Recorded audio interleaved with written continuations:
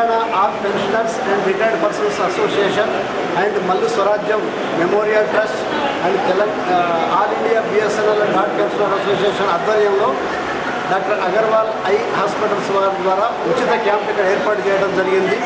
దీనివల్ల మేము Telangana all pensioner association నుంచి ప్రతిసారి కూడా మేము ప్రజలకి సేవా రంగంలో ఉండి వాళ్ళకి సర్వీసులు ఇవ్వడం, ప్రజల ఆయురారోగ్యాల కోసం వాళ్ళకి అన్ని మెడికల్ క్యాంప్స్ పెట్టించడం, అందులో భాగంగానే ఈ అగర్వాల్ హాస్పిటల్ వాళ్ళ ద్వారా మేము ఉచిత నేత్ర శిబిరాన్ని, చికిత్సా శిబిరాన్ని ఇక్కడ ఏర్పాటు చేశాము. దీనికి దాదాపుగా ఇప్పటికే ఒక 100 మంది దాకా వచ్చి ఈ ఫెసిలిటీస్ని వాడుకున్నారు. అందులో శరత్ జోషి డాక్టర్ గారు కూడా వచ్చి ఇప్పుడే వెళ్ళారు. ఆయన కన్ను యొక్క ఆవశ్యకత, అట్లాగనే అగర్వాల్ హాస్పిటల్లో ఉన్న ఫెసిలిటీసు, అట్లాగే సిజిహెచ్ఎస్, ఈహెచ్ఎస్ వాళ్ళకి అక్కడ ఉన్నటువంటి ఫెసిలిటీసు ఇవన్నీ కూడా తెలియజేయడం జరిగింది. ఇంకా కూడా చాలామంది వచ్చేవాళ్ళు ఉన్నారు. వీళ్ళకి కూడా మళ్ళీ ఇంకొకసారి కూడా ఇక్కడ ఐ క్యాంప్ని ఇక్కడ ఏర్పాటు చేస్తాము.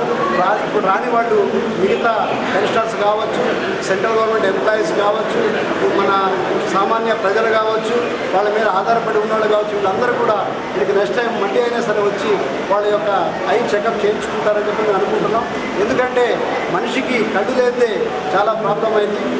మనకి ఏ అవయవం పనిచేసినా పని చేయకపోయినా కన్ను అన్నది చాలా ప్రధానమైన పాత్ర పోషిస్తుంది. కాబట్టి అది ఏదైనా చిన్న ప్రాబ్లమ్స్ ఉంటే మొదట్లోనే మనం ఆ కన్ను చెకప్ చేయించుకుంటే, ఇట్లా ఫ్రీ క్యాంప్లో వచ్చి చెకప్ చేయించుకొని దానికి సలహాలు సూచనలు తీసుకొని సరైన మందులు వాడితే మనకి చాలా ప్రాబ్లమ్స్ సాల్వ్ అవుతాయి అని చెప్పి అనుకొని మేము మా పెన్షనర్స్ కోసం కానీ, మిగతా ఉద్యోగుల కోసం కానీ, అదేవిధంగా సామాన్యుల కోసం కానీ ఈ ఐ క్యాంప్ ఏర్పాటు చేయడం జరిగింది. అందరికీ అట్లనే అగర్వాల్ ఐ హాస్పిటల్ వాళ్ళకి మా Telangana all pensioner and retired persons association పక్షాన ధన్యవాదాలు తెలియజేస్తున్నాం. Telangana all pension association doctor Agarwal eye hospital ఈరోజు ఉచిత వైద్య శిబిరం, కంటి వైద్య శిబిరం నిర్వహించడం జరిగింది. ఇక్కడ ఈరోజు వచ్చిన వాళ్ళందరికీ కంటి పరీక్షలతో పాటు వాళ్ళకి అవసరమైన సర్జరీస్ కానీ ఈహెచ్ఎస్లో భాగంగా వాళ్ళకి హాస్పిటల్కి రెఫర్ చేయడం జరుగుతుంది.